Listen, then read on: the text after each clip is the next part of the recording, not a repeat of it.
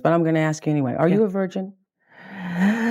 How could you ask me that question? I just want to know. I want to know. I'm a gentleman. You're a gentleman. I'm a gentleman.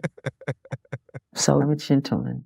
So, okay, I would interpret that to mean that means that you believe that a lady is a lady, and therefore that's something that's private. I mean, shouldn't be spoken about openly. You can call me old-fashioned if you want, but to me that's very personal. So you're not going to answer it. I'm embarrassed. A reporter asks him if he's a virgin, live, on international television, 60 million people watching.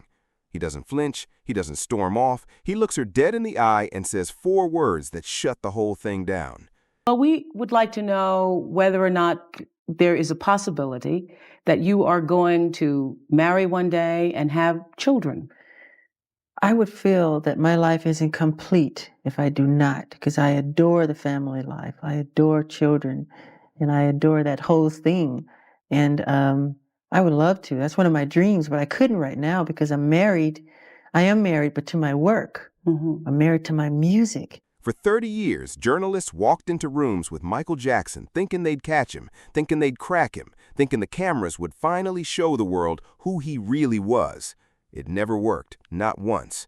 And by the end of this video, you'll understand exactly why. Okay, Michael, horrifying then let's go to the thing that is most discussed about you, I think, is the fact that the color of your skin is obviously different than it was when you were younger. Yes. And so I think it has caused a great deal of speculation and controversy as to what you have done or are doing. Are you bleaching your skin? And is your skin lighter because you don't like being black? Okay, number one, as I know of, there is no such thing as skin bleaching. Mm-hmm. I have never seen it. I don't know what it is. I don't know what it is. Well, they used to have those products growing up. I used to hear, always use bleach and glow, but you'd have to have about 300,000 gallons. Okay, number one, this is the situation. Yes. I have a skin disorder that destroys the pigmentation of the skin. Is something that I cannot help. Okay, but when people make up stories that I don't want to be who I am, it hurts me. So it is. It's a problem for me, okay? I can't control it, mm-hmm. okay? But what about all the millions of people? Let's reverse it. Okay. What about all the millions of people who sit out in the sun mm-hmm. to become darker, to become other than what they are? Mm-hmm. Nobody says nothing about that. So when did this start? When did the color of your skin start to change? Oh boy, sometime after Thriller. Mm-hmm. Around Off the Wall Thriller. And what did you think? I mean, it's in my family. My father said it's on his side. I can't control it. I don't understand. I mean, it makes me very sad. Wacko Jacko. Where'd that come from? Well, some English tabloid. I have a heart and I have feelings. I feel that when you do that to me. It's not nice. Don't do it. How nervous are you right now? I'm not nervous at all, actually. You really aren't? No, I never get nervous. You don't? No. No, not even for your first interview and it's live around the world? I thought you'd be a little nervous, but that's great, because if you're not nervous, I won't be nervous. I just wanted to let the world know that when we agreed to do this interview, you said that you would be willing to talk to me about everything, and we haven't discussed one single question that's going to be asked here tonight. Just wanted to make that right. That's very true. Please, it's crazy. Do you go out? Do you date? Yes. Who do you date? Well, right now it's Brooke Shields. Mm-hmm. We try not to just be everywhere and go it's mostly at home. She'll come over, I'll go to her house, because I don't like going out in the public. Have you ever been in love? Yeah. Mm-hmm. With Brooke Shields? Yes, and another girl. And another girl? February 1993, Oprah Winfrey sits down with Michael Jackson for his first live televised interview in 14 years.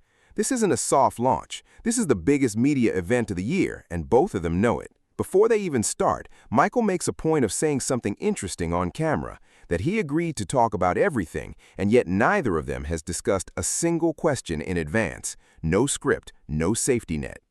Oprah opens by asking if he's nervous. He says no, not even a little, not even live in front of the entire world for his first interview in over a decade.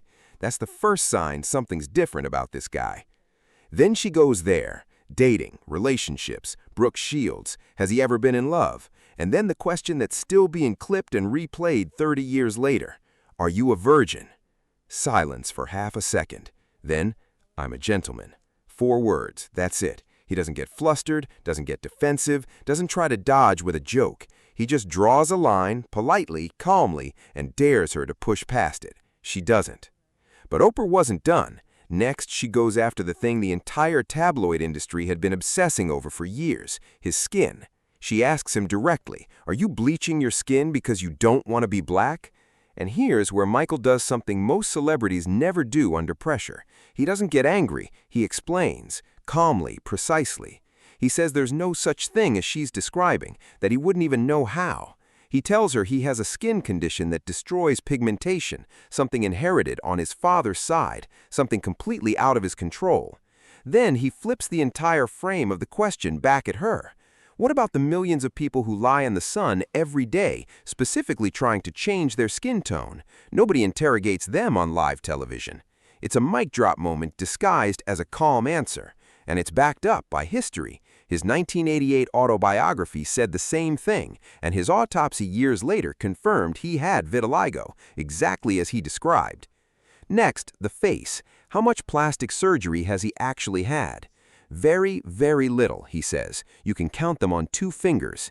Then he does something genuinely clever. He turns the question into a joke about the entire industry around him. If every person in Hollywood who'd had work done went on vacation at the same time, he says, the town would be empty. It's disarming, it's funny, and it completely changes the emotional temperature of the room without him ever raising his voice. Years later, in the Martin Bashir documentary, reporters would ask him the same question again. Hadn't his face changed? And again, he holds the same line, just his nose, done to help him hit higher notes while singing, nothing else. And then he points out something a lot of people conveniently ignored. Other major stars had work done too, and nobody hounded them about it the way they hounded him. 1997, Paris. Barbara Walters sits down with him for ABC, and this time the target is his privacy, the paparazzi, the isolation, the Wacko Jacko nickname the tabloids had stuck with him for years. He tells her plainly that the nickname hurts, that he has feelings, that doing that to him isn't kind. It's a small moment, but it's one of the only times you see him openly admit that the mockery actually lands. Then Walters pushes on something else, his eccentricity, the way he dresses, the way he lives, the masks, Neverland. Doesn't all of that just invite the attention? His answer is simple. Everyone needs one place in the world that's theirs. He can't walk through a public park like a normal person, so he built his own. That's not a performance for the cameras. That's the whole point of it existing. 1995, Primetime Live. Diane Sawyer sits down with Michael and his wife Lisa Marie Presley in what Vanity Fair later reported was watched by roughly 60 million people, his first major sit-down after the 1993 allegations became public. This interview was marketed as no holds barred, and it shows. Sawyer presses Lisa Marie directly. Did you ever ask him if the allegations were true? Lisa Marie says no, that she didn't need to because he'd already been talking to her constantly through the entire ordeal. Sawyer also pushes on the settlement, the money, the timing, why he'd resolve the case if he had nothing to hide. Michael's answer is measured. His lawyers told them they could never guarantee a fair outcome from a judge or jury, no matter what the truth was, and facing years of a case dragging on, he made the call to end it. Whatever you think of that decision, what's notable on camera is that he doesn't unravel. He states his reasoning once, clearly, and doesn't get baited to repeat himself under pressure. This is the part of his media history that's uncomfortable to talk about, and it should be, because the allegations against him were serious, they involved a child, and they deserve to be treated as exactly that, not as tabloid noise.